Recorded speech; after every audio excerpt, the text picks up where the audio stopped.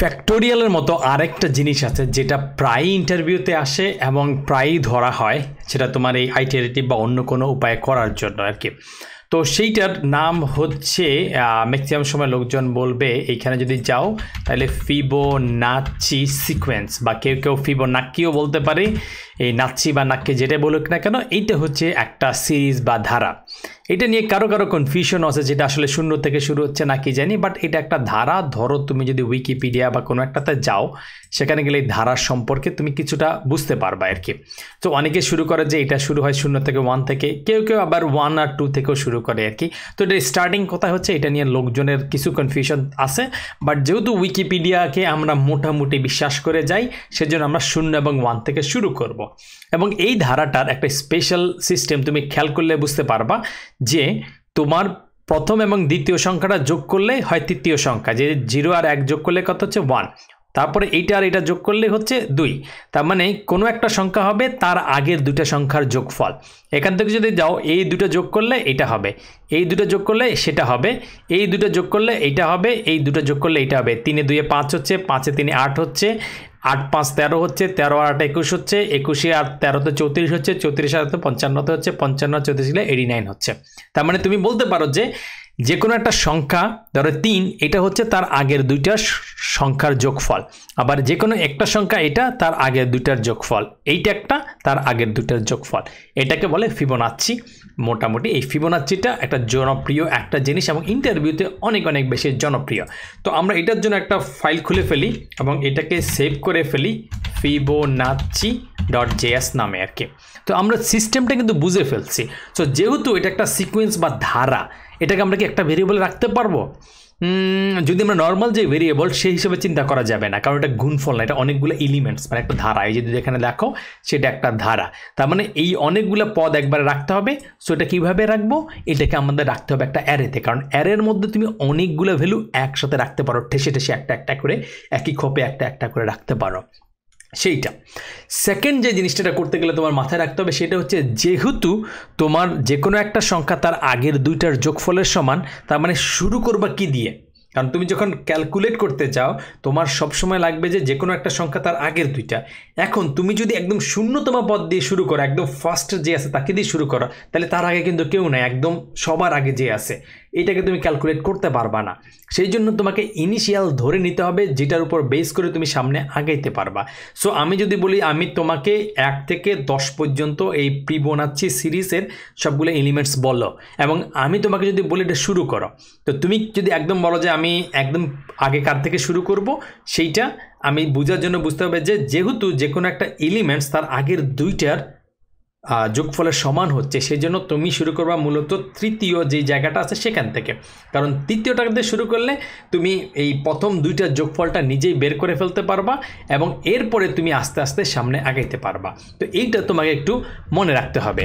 তো এইটা যদি এখন করতে চাও, ধরো তুমি একটা অ্যারে লিখতে করলে, কারণ তোমার অ্যারের মধ্যে রাখতে হবে, এটার নাম দিলা হচ্ছে ফিবো বা এই টাইপের কিছু একটা নাম দিলা ফিবো, এবং এর ভিতরে তুমি জানো, ধরো ইউজুয়ালি হচ্ছে কেউ হচ্ছে 0 এবং 1 দিয়ে শুরু করে, অনেকে আবার কেউ কেউ ধারাটা 1 এবং 2 দিয়েও শুরু করে। সো ওইটা নিয়ে চিন্তা করার দরকার নাই, কিন্তু প্রিন্সিপালটা হচ্ছে সেম। সেটা হচ্ছে যে কোনো একটা এলিমেন্টস তার আগের দুইটার যোগফলের সমান। এটুক যদি বুঝো তাইলে তোমার হয়ে যাবে। তো আমরা 0 আর 1 দিয়ে শুরু করলাম, উইকিপিডিয়াকে বিশ্বাস করে এইটা করে ফেললাম। এখন আমাদের কি করতে হবে? আমরা ধরো 10 পর্যন্ত বের করব। আমাদের কিন্তু প্রথম দুইটা এলিমেন্টস হয়ে গেছে, তার মানে 0তম এবং 1তম যে পজিশন আছে এটা রেডি হয়ে গেছে। আমরা শুরু করব তাহলে তৃতীয়তম। আর অ্যারের মধ্যে ইন্ডেক্স কি শুরু হয়? এটার ইন্ডেক্স কত? 0। এটার ইন্ডেক্স কত? 1, কারণ অ্যারের যে পজিশন আছে সেটা 0 এবং 1 দিয়ে শুরু হয়। তাহলে 3 নম্বর যে আসবে তার পজিশন কি হবে? তার পজিশন হবে সেকেন্ড। তো এইটুক যদি তুমি বুঝে ফেলো, বাকি কাজ তোমার জন্য খুবই মামুলি বিষয়। আমরা var i = 2, তারপরে i ধরো less than or equals to 10, তারপরে হচ্ছে i প্লাস প্লাস। এটুক যদি তুমি মোটামুটি বুঝো, তাহলে তোমার কাজ অনেক দূর আগাই যাবে। সেটা কি? তুমি শুরু করছো এই 2 থেকে, কারণ তুমি জানো অ্যারের মধ্যে 1 নম্বর মানে 0 ইন্ডেক্স এবং 1 ইন্ডেক্সের পজিশন সেট হয়ে গেছে। ধরো তুমি এই যে এখানে এই দুইটা সেট হয়ে গেছে, কারণ এই দুইটা না হইলে তুমি তৃতীয়টা করতে পারবা না। এইটা তৃতীয়টা যদি ক্যালকুলেট করবা তারপর তুমি চতুর্থ করতে পারবা। একদম তুমি যদি এখান থেকে শুরু করো তাহলে কিন্তু তুমি যেই দুইটা এলিমেন্টসকে যোগ করবা ওই দুটো তোমার হাতে নাই। এই জন্য যেহেতু তোমার যেই দুইটাকে যোগ করবো ওটা লাগবে, এই জন্য তুমি 3 নম্বরটা অর্থাৎ 2 ইন্ডেক্সের 3 নম্বর পজিশন মানে ইন্ডেক্স 2 সেটা থেকে শুরু করতেছ। এবং তোমার ফর্মুলা হচ্ছে এই যে যেটাকে আমরা হিসাব করব সেটার যোগফল হচ্ছে তার আগের দুইটা। এখন আমি যদি বলি এটা 5 নম্বর এলিমেন্টস, তার মানে তার আগেরটাকে 4 নম্বর আর হচ্ছে 3 নম্বর। আমি যদি বলি হচ্ছে এটা 10 নম্বর এলিমেন্টস ফর এক্সাম্পল, তাহলে তার আগের দুইটাকে 9 নম্বর এবং 8 নম্বর। তার মানে আমি যদি বলি হচ্ছে 15 নম্বর এলিমেন্টসের আগের দুইটা পজিশন কারা কারা আছে, তখন বললাম 15 নম্বরের আগে আছে 14 এবং হচ্ছে 13। আমি যদি বলি হচ্ছে 169তম এলিমেন্টসের আগের দুইটা কে আছে, তুমি বলবা 178 এবং 177। অর্থাৎ আমি যততম পদ বলতেছি তার সাথে 1 কমাইলা এবং 2 কমাইলা। 169 বলছি, তুমি 1 কমে 178 আনছো এবং 177 আনছো।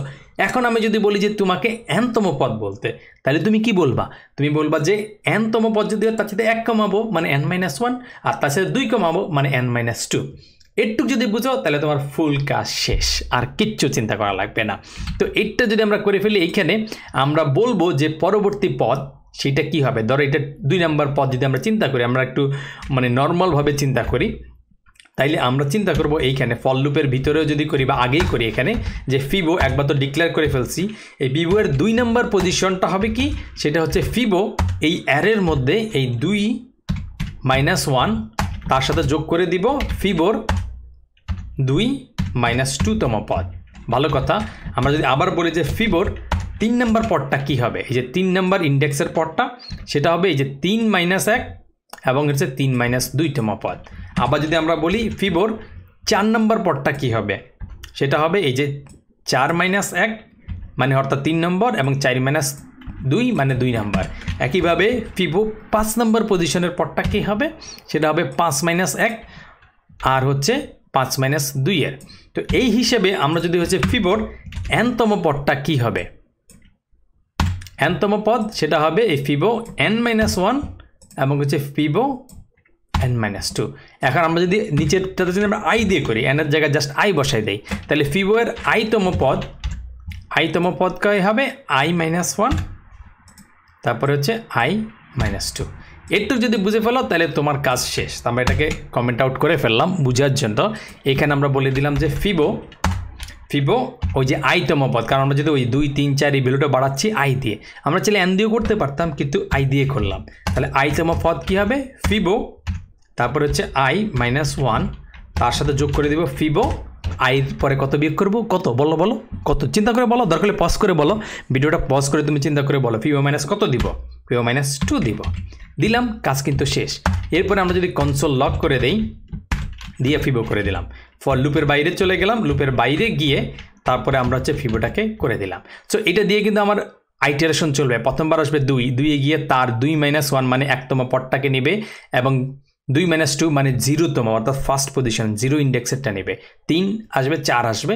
এইভাবে দরকার হলে তুমি এর ভিতরে একবার কনসোল লক করে দেখো, এই কনসোল লক করো এর ভিতরে, সেটা দিয়ে দেওয়া হচ্ছে এই ফিবো i-তম পদটা এখানে তুমি দেখে ফেলবা।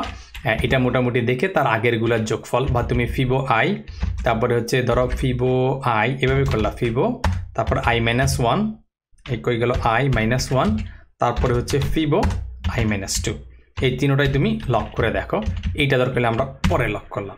এটাকে আমরা রান করি। এখন আমরা নোড fibonacci.js দিলে আমরা কি দেখতেছি দেখো, এইখানে আমরা যদি বড় করে দেখতে চাই, এই বেটা কই এটা স্ক্রল হয় না কেন, এখানে এই প্রথমে আসছে কত, এই যে প্রথম এটা হচ্ছে আমাদের এই 1 নম্বর পজিশন, এটা তার আগেরটা, তার এই দুটো যোগ করলে হচ্ছে 1, তারপরে এই দুটো যোগ করলে 2, এই দুটো যোগ করলে হচ্ছে 3, এই দুটো করলে 5, এই দুটো করলে হচ্ছে 8, এই দুটো করলে হচ্ছে 13, এই দুটো করলে হচ্ছে 21।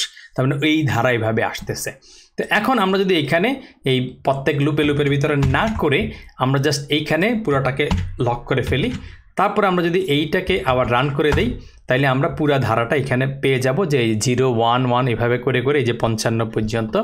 ওই যেই আমরা এই জায়গাটায় দেখলাম 55 পর্যন্ত। আমরা যদি 12তম পদে যাই কোনো সমস্যাই না, আমরা এখানে 12তম গেলাম, এখানে 12তম সেভ করলাম, তারপরে আমরা উপরে উঠে এখানে দিলাম, তাহলে কিন্তু ওই যে 144 পর্যন্ত এই ধারাটা কিন্তু 0 1 2 5 এই ধারা কিন্তু ওই পর্যন্ত চলে গেল।